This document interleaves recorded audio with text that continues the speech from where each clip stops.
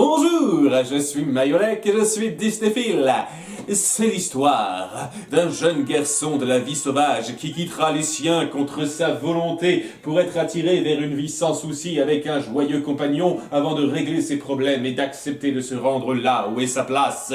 Le roi lion n'a rien inventé. Bon, ça en reste quand même assez loin. Le livre de la jungle suit le jeune Mowgli qu'on force à quitter la jungle pour le protéger du tigre Shere Khan et qui ne va pas se montrer très coopératif.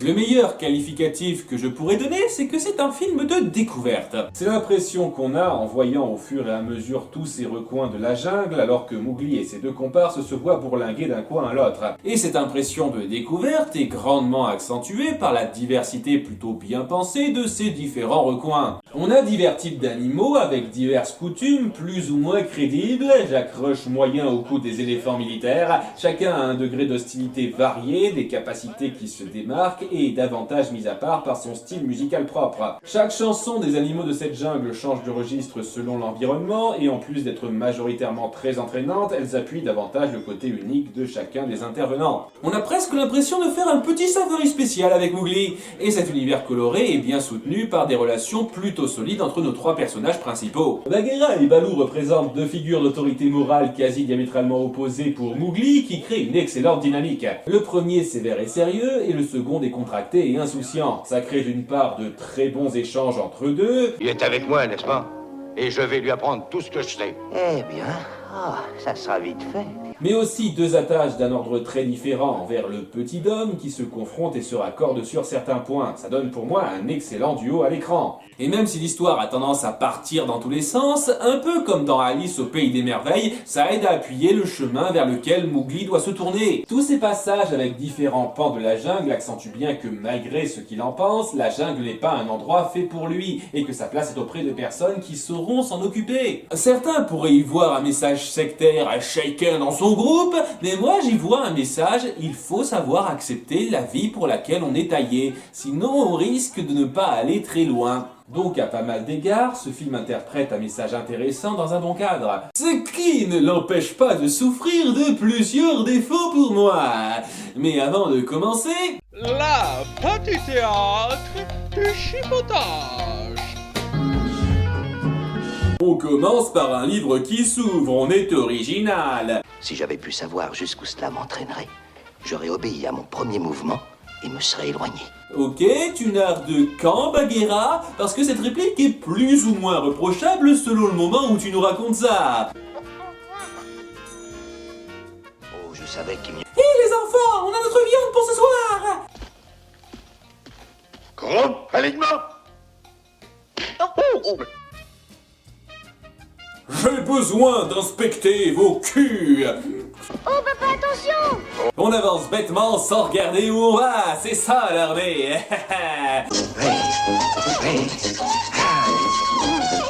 C'est le seul film Disney qui montre de façon aussi décomplexée de type se gratter le cul.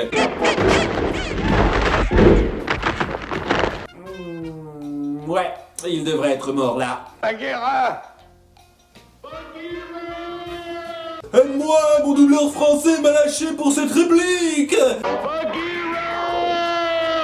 Et pour celle-là aussi. Un sage comme moi, Chouboulidou, pourrais, je le crois, être parfois bien plus humain que vous. Commentaire social. Je voudrais marcher comme vous et parler comme vous. Tu l'as forcément remarqué là. Parole d'ours, ça alors c'est ce que j'appelle du swing. Soit c'était une transition très bizarre, soit la nuit est tombée vachement vite. Et puis je ne savais pas que les yeux au beurre noir disparaissaient en une nuit.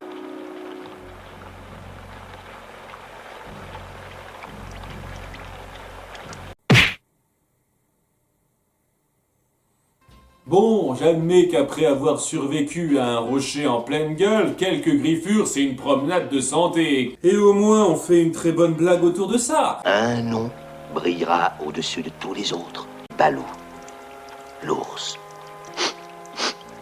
Il me fend le cœur. D'abord, parlons un peu de l'animation. Merlin l'Enchanteur a instigé la période durant laquelle on sentait que Disney mettait bien moins d'efforts dans ses dessins, période qui s'est terminée avec Taram et le chaudron magique. Et le livre de la jungle en est une des illustrations les plus flagrantes. Il y a énormément de moments où les coups de crayon se voient et donnent une impression d'esquisse pas finalisée, et on pourrait faire un jeu à boire sur le nombre d'animations recyclées là-dedans.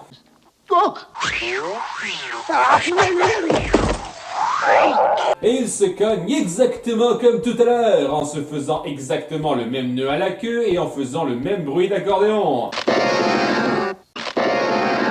Au passage, j'adhère pas particulièrement à leur délire de bruitage par moment. Toi? Je ne savais pas que K était un serpent à sonnette. Et c'est à peu près du même niveau que leur blague. Voici qui risque de m'embarrasser. Demi-tour, paf.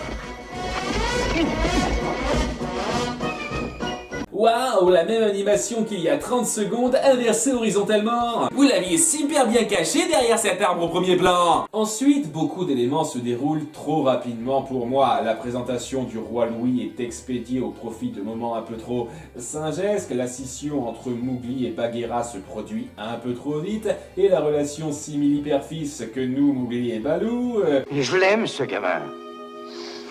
Je l'aime comme s'il était mon ourson. En l'ayant connu à peine une journée. À nouveau Disney, ce genre de truc peut bien marcher avec les amours coups de foudre, mais ce genre de relation a besoin de temps pour être instauré. On comprend les intentions voulues dans ces moments, mais on ne les ressent pas pleinement quand ça ne prend pas la peine d'être bien développé. Vous auriez pu prendre 5 minutes de plus pour étoffer un peu plus tout ça, ou virer certains passages autour des éléphants qui n'apportent pas grand chose. Lieutenant, cette coupe de cheveux n'est pas réglementaire. Un peu olé olé, vous ne trouvez pas? Voilà, c'est mieux. La patrouille des éléphants sont une bande de clans. On fait du tintouin, on sert presque à rien. Ensuite, il y a le problème autour de Shere Khan, que j'aime bien. Il a une prestance et un côté distingué qui joue beaucoup sur l'intimidation qu'il inspire. En gros, il a la classe. Je suis bien d'accord.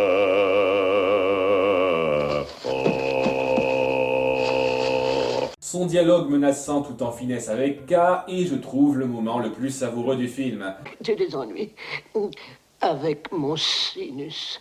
C'est regrettable. Et j'apprécie le fait qu'on mette en place sa dangerosité par dire au début. Ça crée une attente de façon très maligne et en termes de personnalité, il y répond très bien. Mais pas tant en termes d'actes. La tendance au gag du film n'aide pas à rendre son combat de fin aussi imposant qu'il le devrait. Certaines des façons dont il se fait déjouer amenuisent un peu sa badassitude et me laissent légèrement perplexe sur la qualité d'inarrêtable qu'on lui octroie en première moitié de film. Même si tout le clan le voulait, il n'aurait pas raison du tigre. Vraiment ? J'ai un peu de mal à le croire. Et mes derniers problèmes reposent sur Mowgli.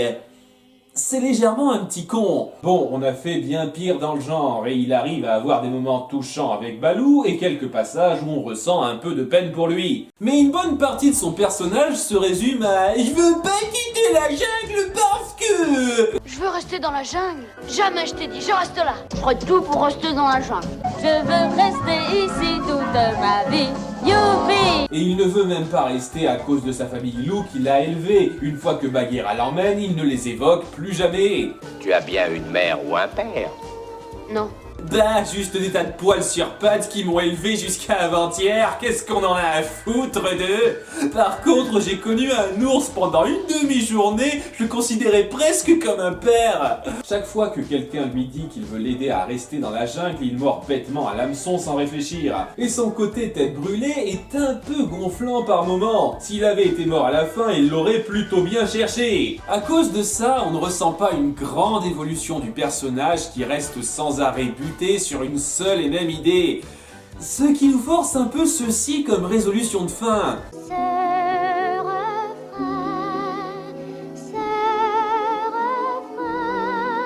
Et un petit coup de foudre forcé pour la une.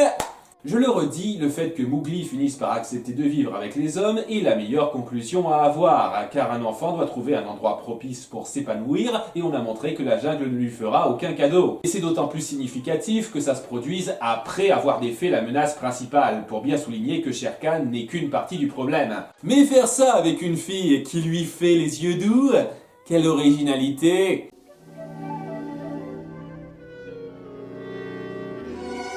C'est moi ou elle la joue un peu trop aguicheuse pour son âge? Après, pour l'époque... On aurait pu attiser petit à petit sa curiosité pour les hommes au fil du film ou le faire réaliser petit à petit que la jungle n'est pas pour lui, mais non! Il est bêtement convaincu par une fille qui lui donne la banane. Dans les deux sens du terme, si vous voyez ce que je veux dire! Et c'est fort dommage parce que c'est un univers très immersif, centré autour de relations attachantes entre nos trois protagonistes avec une morale bien pensée. Mais c'est mis en scène de façon très maladroite par moments et le héros principal aurait pu être un peu plus profond que ça. Ça reste une expérience bien plaisante, mais qui est très perfectible. Et vous savez ce qui n'aiderait pas à améliorer ça? Qu'il retourne dans la jungle peu de temps après. À la prochaine, et n'oubliez pas d'être Disneyphile. Oui, bien, je l'avoue. Choubidoudou, quelqu'un comme moi. Scooby-Doo, c'est vrai, je le crois. Peut devenir comme vous.